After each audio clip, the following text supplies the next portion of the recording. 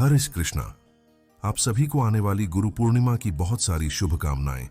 आषाढ़ मास की पूर्णिमा, जिसे गुरु पूर्णिमा या फिर आषाढ़ी पूर्णिमा भी कहा जाता है, इस दिन भगवान विष्णु के साथ ही अपने गुरुओं के भी पूजन का दिन होता है, क्योंकि गुरु के सानिध्य में ही व्यक्ति सही और गलत में अंतर करना सीखता है, सही मार्ग पर चलता है। जीवन में भगवान के बाद गुरु का स्थान सबसे महत्वपूर्ण माना गया है, क्योंकि गुरु ही मनुष्य को जीवन का सही मार्ग दिखाते हैं। और इसलिए गुरु पूर्णिमा का यह विशेष दिन अपने गुरु को समर्पित होता है, उनके प्रति कृतज्ञता व्यक्त करने का दिन होता है। और गुरु पूर्णिमा का यह दिन व्यास पूर्णिमा के नाम से भी जाना जाता है, क्योंकि यह श्रील व्यास देव जी का आविर्भाव दिवस भी है। वेद व्यास जी, जो कि भगवान के अंश अवतार थे, उन्होंने हमारे अनेक शास्त्र लिखे, जैसे कि चारों वेद, पुराण, उपनिषद और महाभारत तथा श्रीमद् भागवतम जैसे ग्रंथ। इन सभी ग्रंथों का संकलन किया और हमारी वैदिक संस्कृति को एक मार्ग दिखाया। इसलिए उन्हें परम गुरु के स्वरूप में पूजते हुए उनके नाम पर हम गुरु पूर्णिमा का यह पर्व मनाते हैं। तो चलिए, इस गुरु पूर्णिमा के उपलक्ष्य में हम भगवान श्री कृष्ण के जीवन से गुरु और शिष्य के इस सुंदर प्रसंग का श्रवण करते हैं। आइए आज की कथा आरंभ करते हैं। यह उस समय की बात है जब यदुश्रेष्ठ भगवान श्री कृष्ण ने कंस और चाणूर का वध कर दिया था। उग्रसेन को राजगद्दी पर अभिषिक्त किया और उसके बाद उनसे पूछा, हे राजन, अब हमारे लिए क्या आज्ञा है? तब राजा उग्रसेन ने कहा, हे कृष्ण, आपके सानिध्य में रहकर मेरे सभी कार्य संपन्न हो चुके हैं, सिद्ध हो गए हैं। मेरे लिए अब कोई वस्तु दुर्लभ नहीं रह गई। अब आप दोनों उज्जैन जाकर अध्ययन कीजिए, शिक्षा प्राप्त कीजिए। अब राजा की आज्ञा पाकर बलराम जी और श्री कृष्ण शिक्षा प्राप्त करने के लिए अवंती के निकट आचार्य सांदीपनी मुनि के आश्रम में गए। वहां जाकर सांदीपनी मुनि को उन्होंने गुरु स्वीकार किया और वहीं पर उनके गुरुकुल में रहने लगे।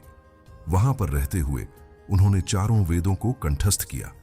इसके उपरांत आचार्य और विचार का पूर्ण ज्ञान प्राप्त किया, 64 कलाएं सीखी और रहस्य तथा संहार सहित धनुर्वेद का ज्ञान भी अर्जित कर लिया।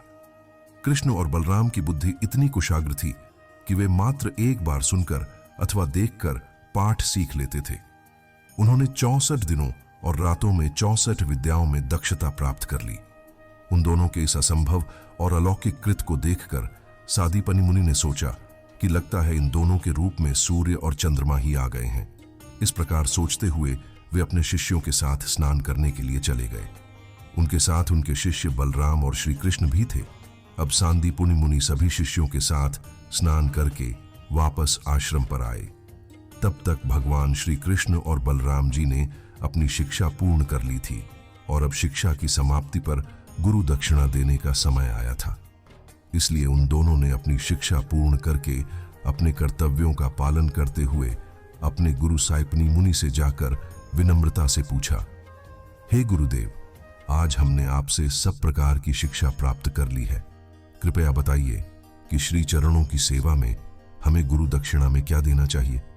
उनके ऐसे प्रिय वचन सुनकर उनके गुरु प्रसन्न हुए। उन्होंने कहा, मेरा एक पुत्र था। वह तीर्थ यात्रा के दौरान प्रभास क्षेत्र के अंदर समुद्र के जल में एक जल कीट द्वारा मारा गया था। अगर आप ला सकते हैं तो उन्हें वापस ले आइए। तब कृष्ण और बलराम ने कहा, जैसी आज्ञा गुरुदेव। इतना कहकर वे दोनों तुरंत रथ पर आरूढ़ हो गए और गुरुपुत्र की खोज में निकल पड़े। प्रभास क्षेत्र पहुंचने पर वे समुद्र तट पर जाकर बैठ गए। परम भगवान श्री कृष्ण और बलराम जी को वहां पर आया हुआ देखकर समुद्र देव तुरंत वहां प्रकट हुए। उन्होंने अनेक उपहार और भेंट प्रदान किए। तब श्री कृष्ण ने कहा, हे समुद्र, वर्षों पूर्व आपने अपनी प्रचंड लहरों में हमारे गुरुपुत्र को समेट लिया था। उसे इसी क्षण हमारे समक्ष लेकर आइए। यह सुनकर समुद्रदेव ने कहा, हे भगवान, मैंने नहीं लिया था, अपितु पांचजन्य नामक दीति के एक वंशज ने उसका अपहरण कर लिया था। उसने ही मगरमच्छ का रूप धारण करके उस बालक को खा लिया था। यह दैत्य एक शंख के आकार में इस जल में भ्रमण करता है। यह सुनकर भगवान श्री कृष्ण ने समुद्र की गहराइयों में छलांग लगाई और पांचजन्य का वध कर दिया। लेकिन उस असुर के उदर में भी उन्हें अपना गुरुपुत्र नहीं दिखाई दिया। तब भगवान जनार्दन ने उस 5 जन्य शंख को लिया और अपने रथ पर वापस आ गए। इसके बाद उन्होंने बलराम जी के साथ यमराज की नगरी में प्रवेश किया।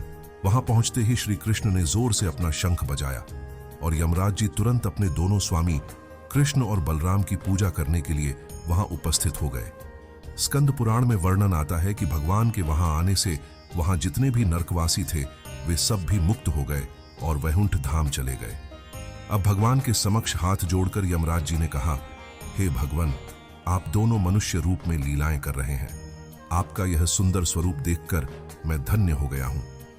बताइए, मैं आपकी क्या सेवा कर सकता हूं? तब भगवान श्री कृष्ण ने उत्तर दिया, हे यमराज, अपने पूर्व कर्मों के फल स्वरूप मेरे गुरुपुत्र को आपके पास लाया गया था। मेरी आज्ञा है कि आप उसे तुरंत वापस लौटा दीजिए। यह सुनकर यमराज जी ने कहा, जैसी आपकी आज्ञा प्रभु। इतना कहकर यमराज जी तुरंत ही उस मुनिपुत्र को लेकर वहां आ गए। उसके बाद उन्होंने भगवान की पूजा अर्चना की और फिर वहां से लौटकर श्री कृष्ण और बलराम गुरुपुत्र को लेकर अपने गुरुकुल में वापस आए। अपने गुरु को उनका पुत्र देते हुए भगवान श्री कृष्ण ने कहा, हे गुरुदेव, आप अपने मुनिपुत्र को स्वीकार कीजिए और इसके अलावा भी हम आपको दक्षिणा में कुछ और भी देना चाहते हैं। तब सांदीपनि आर्षि ने कहा, पुत्रों, आप दोनों ने गुरु के प्रति एक शिष्य के कर्तव्य को अच्छी तरह से पूरा कर दिया है। जिस गुरु के तुम जैसे शिष्य हो उसे और क्या चाहिए। अब आप दोनों घर लौट जाओ। मैं आपको आशीर्वाद प्रदान करता हूं कि आप दोनों की ख्याति चारों दिशाओं में फैले। आप दोनों के वचन वेद वाक्यों के समान सदैव सार्थक और सनातन रहे।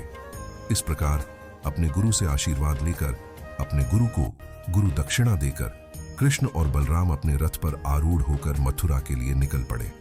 जब वे मथुरा वापस आए तो मथुरा वासियों को ऐसा लगा मानो उनके प्राण लौट आए हों। उनकी खोई हुई संपत्ति वापस उन्हें मिल गई हो।